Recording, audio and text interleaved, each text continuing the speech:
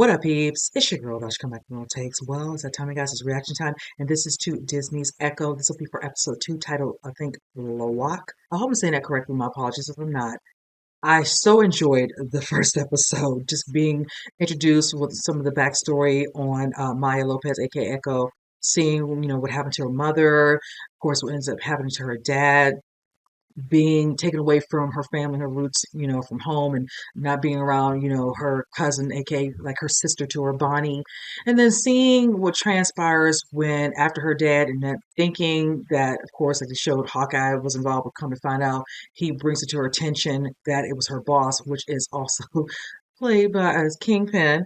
Uh, no, he was the one. At first, she's kind of hesitant to believe him, but knowing, the information and seeing what happened. Now, mind you, I did not watch the show Hawkeye, so listening, to some others, state in regards to certain scenes or a scene or two that was in his show, and then all of a sudden showing that it's being added within the storyline, it kind of, as I was told, flows better. So now you have a little bit more of an understanding. Now that we got the backstory a little bit more with Maya, and hopefully we'll see some more backstory, of course, as she was growing up and all that, certain things like that in regards to King Van and all that, and then also with her father, maybe some flashbacks with her mother and the family.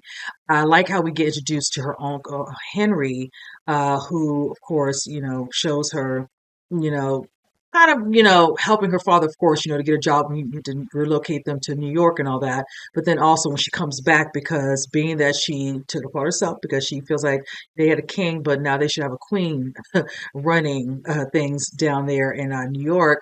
I don't know if that's going to happen. You got people calling, asking if that bounty's still on, for the king killer, and seeing what's going on. And of course, seeing as she comes back there, Henry doesn't want her to bring no war here. But mind you, King has some business, down there located from her hometown. So clearly, he has people everywhere. And it makes you wonder when that stuff happened with his wife, not to say he had anything to do with it, but it really starts, makes you just kind of start, trying to place things and piece things together. So now she really is going to have to watch herself, because we see what happened at the end of the episode. He's awakened. I said it to myself after. I was just like, I'm like, girl, you should have finished this, but hey, we need to move the story along. We need a story. So I really want to see how this actually all plays out. So with that said, so let's go ahead and jump into it. I'll say there's some thoughts with you guys.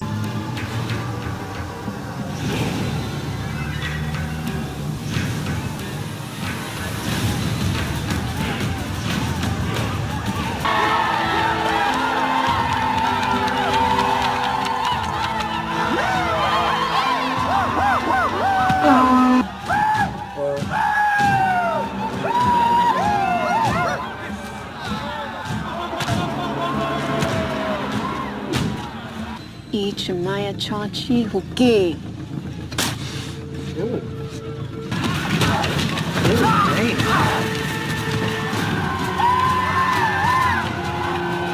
Ukma, issat kania pulla makachi. Anis achni na.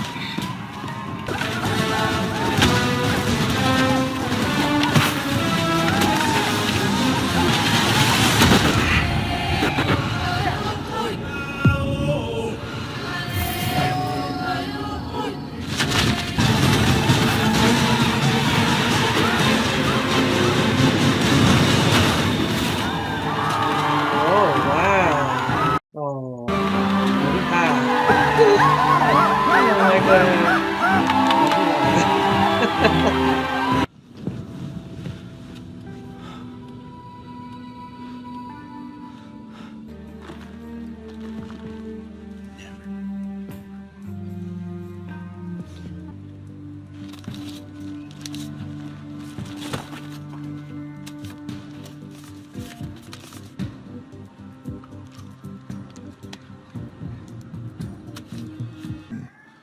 Now this depicts the animals talking to the wind, symbolizing the harmony with Mother Earth. Do you have any of those Navajo rugs? Well, you might try anthropology. They have all the ethnically ambiguous schmata you could possibly use. If you buy from Grandfather Scully Ickshow, you're getting authentic, handmade art from humble Native American artisans. We'll take it. Ah, good. I got better cameras than that piece of shit. Oh, No, I don't need better. I need smaller. Yeah, Oh. that's it. That's the one. Red stand. It wafts grease everywhere. Where should we set the speakers to get the best sound for the drums projected? Yeah, right here. By the 4-H barn? Now, this booth here is the prime spot. Nita, you have it for your beats. Work. Probably extra busy with Maya back in town and all. Oh, yeah. Oh, I was so excited. When I took Chris... The truck.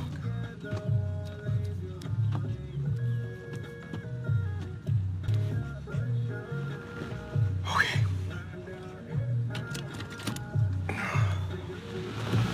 It's my understanding that she's just passing through town.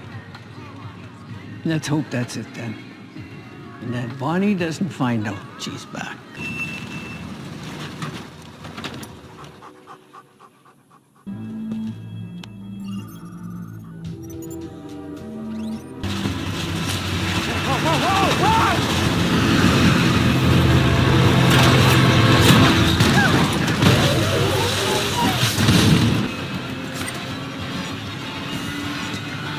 Come on, Billy Jack!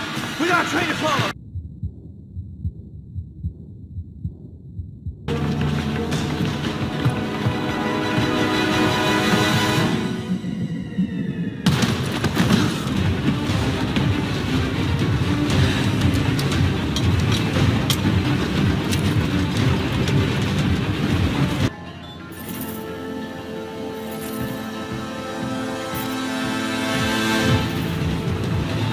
Of course.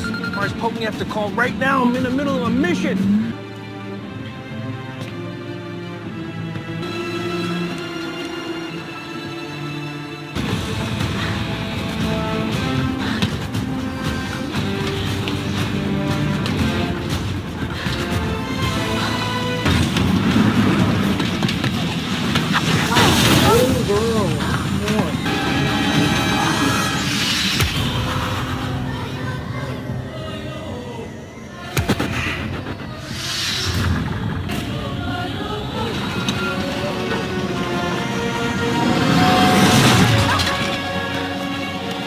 Oh my God, her hand.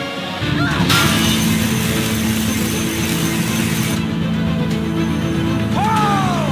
Jesus Christ! Where are they?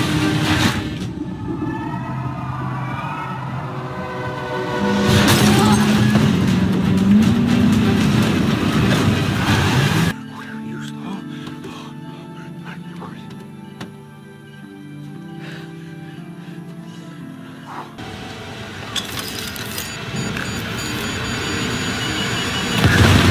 Oh. Damn. D9X. That's the one that flew. You sure? We had nothing to do with this. We keep our heads down and our mouths shut. Don't worry about it. Any crap rolls downhill, it won't land on you. It'll land on me.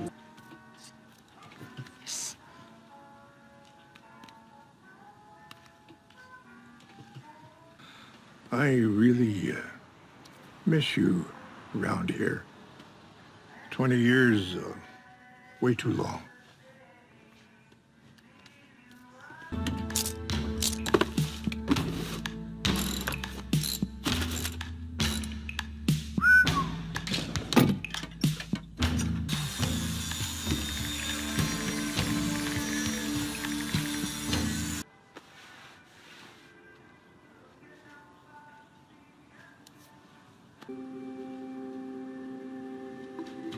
It's Chata Achafa. And the ancestors would watch out for family in times of need. New car, Chola? Fisk is borrowed, man. Look at this. Oh, you're in trouble. What happened to the truck? Yeah, I was driving them back roads and I might have been a little distracted. What was the trouble? No trouble. No trouble at all. I'm okay. Billy Jack's okay, Maya's okay, but the truck, it's... Oh boy. Maya is here? Sorry, I'm losing you. Please, call the tip left. Oh, oh. Biscuits, where is she? Is she at the house? Is she going to Henry's? Over and out.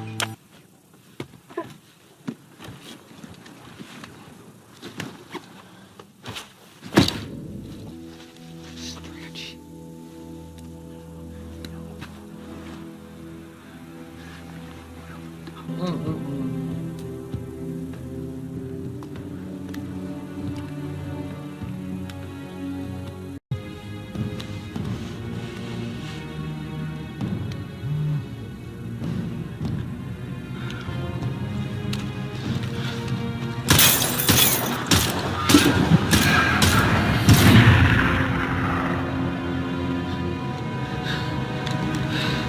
All right, you guys. I enjoyed this episode. It looks like Maya definitely has an agenda and she's putting things into motion.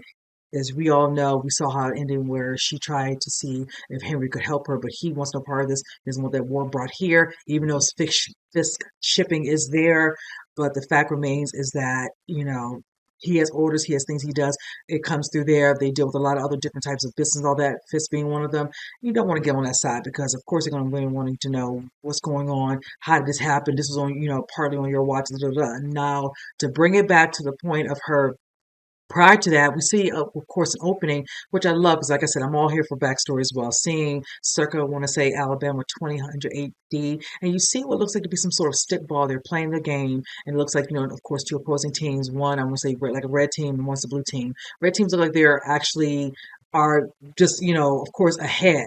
Then they go and they they call for one of their warriors to bring that that extra muscle to the to the game when I want to say Locktown sees that, and then somebody's with her, you can see they're like, "No, we're gonna win this," and you can see the look on the guys' face. He came right up to charging her, like they were doing very well. And not to say every now and then you need a little extra push to see if you still got the focus to see the game through. And at first, it was like I don't know if they had was 7 or 8 prior to that, and it was only what 2, maybe 3 on. He came out of nowhere and brought it where it was almost even scale, but they don't want to be banned or whatever, or shut it from, the people and all that. So they have to win this game. So the guys like, stay the focus. So in the midst of that, certain things happen with the last, I'm assuming, run through with the game. And for some reason, she has a vision in that moment. And, in regards to where it's dealing with her hands, like we saw in that first episode, and it brings it where she's able to win the game. So they're not exiled or anything. So I love seeing that and the look on her face of the sheer determination. The guy, and I said, I said, I didn't say he was hot. I said he was hot because he did not like not winning in that moment. So just want to clarify, like I stated, I love a good background story, which, comes into play, with certain aspects of it, within this episode. Now with Maya, you see her, asking, Biscuit for an assistance. Of course, he's bringing her some food and all that. And he has the truck, which is grandma's truck. And, she tasked him to help her with some more stuff. So he goes get some stuff from, I think, granddad's actual shop. And you can see, I liked his banter. I liked him for the first episode, how we were introduced to him, thinking he was just going to be like a passerby, but she is in her hometown of Alabama. So clearly we're going to get a little bit more. And I just really enjoyed seeing him come through for her, getting certain things to help her, not realizing what is it for, like what are you getting me into and all that. And I think the less he knew truly about it, the better.